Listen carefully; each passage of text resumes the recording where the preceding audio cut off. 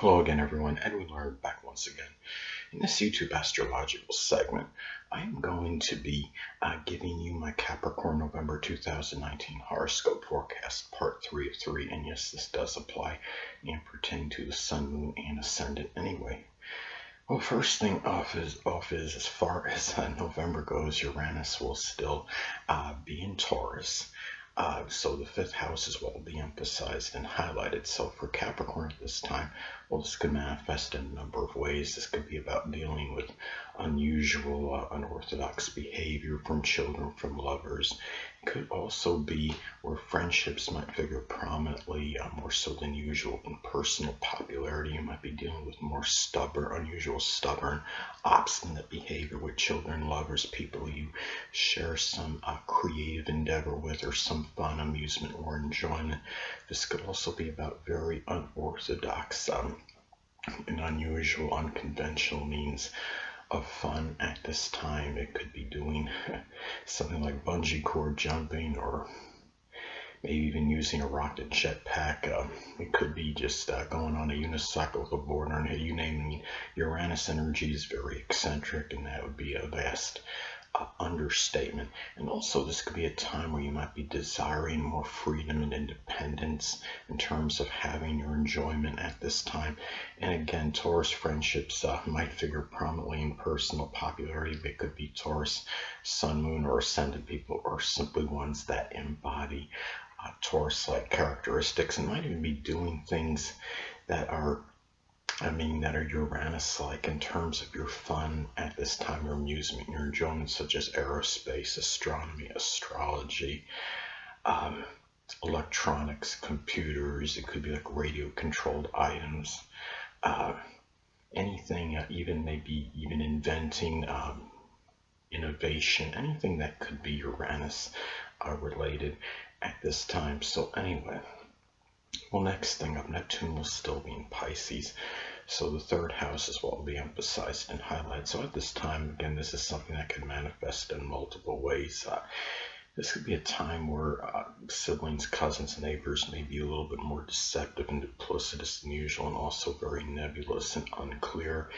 It might be a time too where communications might be a little bit more confusing, confounding, even really ambiguous. Neptune energy is very hazy. It's very hard to see the details. Be very assiduous and careful if you're signing anything like a contract or any written document at this time.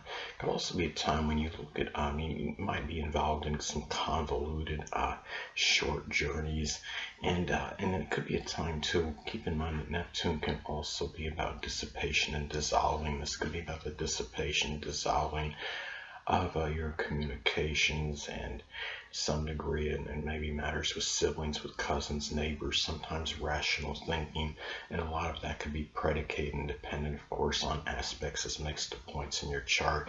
If it's making an adverse aspect, say, to your natal Mercury, or even your third house ruler, this can increase that propensity for that. Even a conjunction to the natal Mercury could play a role in that.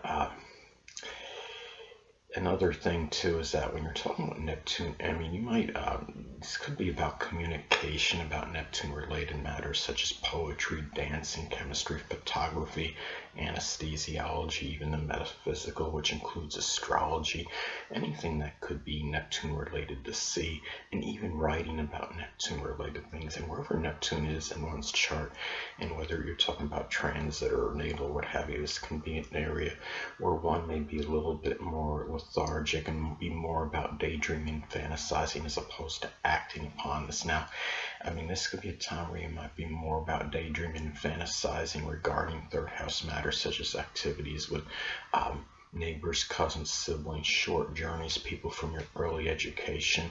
It could even be communicating, doing writings, anything third house related.